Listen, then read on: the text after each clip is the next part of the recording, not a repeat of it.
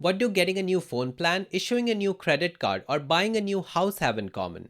It's a little thing called credit score. Canada has a credit score system much like countries such as the US, the UK, and Japan. Today we explore what credit scores are, the factors that influence how they are calculated, and why is it so important in your financial success. Whether you're new to Canada and learning about credit scores or simply taking a closer look at them, remember understanding credit scores is essential to taking informed financial decisions. Before we get going, my name is Rohan, and over the last few years, I've spent thousands of hours learning about personal finance and investing. Now I'm sharing my learnings to save you some time and fast track your financial journey. With that out of the way, let's get to the video.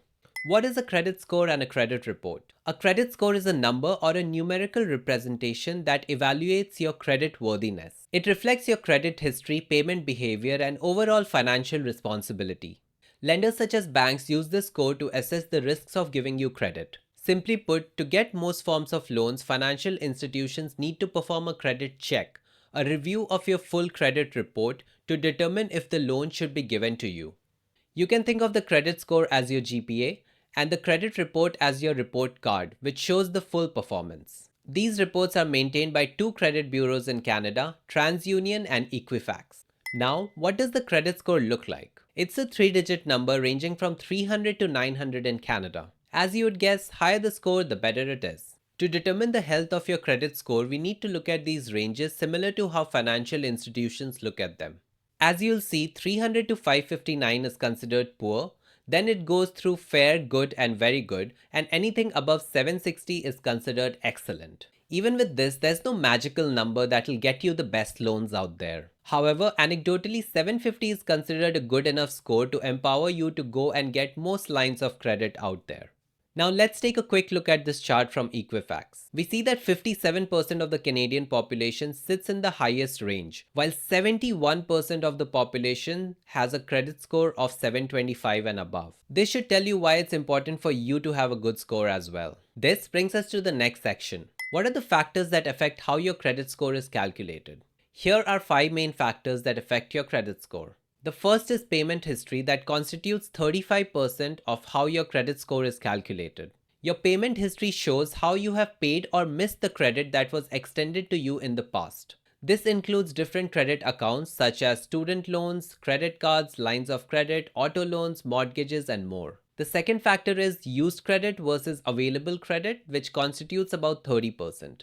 This is basically the utilization rate of the credit that is available to you. For example, if you have a credit card with a limit of $1,000 and you spend $500 in a month, your utilization rate sits at 50%. The third factor is credit history, which constitutes about 15%. This takes into account how long you have been building your credit or how long your credit accounts have been in existence. This takes into account both the oldest and the newest accounts that have been open. In general, creditors like to see that you have been able to properly handle credit over a period of time. The fourth factor is inquiries that constitutes about 10%. Anytime an individual's credit file is accessed for any reason, the request for information is logged onto the file as an inquiry. These inquiries can be soft pulls such as an employer doing a background check or hard pulls when you seek out a new credit card. Please note, soft pulls have no impact on the credit score while hard pulls do. It's because hard pulls show that you are actively seeking out new credit. The fifth and the final factor is public records, which constitutes about 10%. This applies to those who have a prior history of bankruptcy or have had issues with collections or any other negative public records. Before we get into some tips and strategies, if you find this video useful, hit like and subscribe for more content. Now back to the topic. Based on the factors that influence your credit score calculation, what can you do to build a good credit score? First, get started as soon as possible. For beginners and newcomers in Canada, the most important thing is to get started. You can do so by getting an introductory credit card. Even if you're a student, you should get the most basic credit card. Just remember to use the credit card wisely. This brings us to the next point.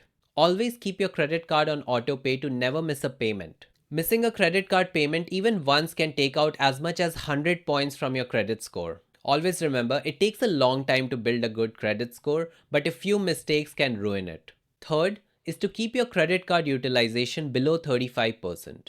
This is the sweet spot to keep the credit bureaus happy about your usage ratio. On a personal front, I've been able to take my credit score over 800 by simply following these 3 steps. Even you can get to a score of 700 and above within 3 to 6 months by following these steps. Now, here are some additional strategies to follow. Space out your credit issuance. Don't take on too much credit within a short period of time, such as credit cards, phone plans, and loans. Seeking out credit in a spaced manner is ideal. The next is to keep your old credit accounts open. This will let you keep a long length of credit history. Even I keep my oldest credit card active even though I never really use it anymore. The final tip is to actively monitor your credit score and credit report. As a Canadian, you are entitled to 2 free credit reports, one from each bureau. You can use this to properly assess your credit score and ensure that there are no mistakes. You can also use it to find areas of improvement for your credit score.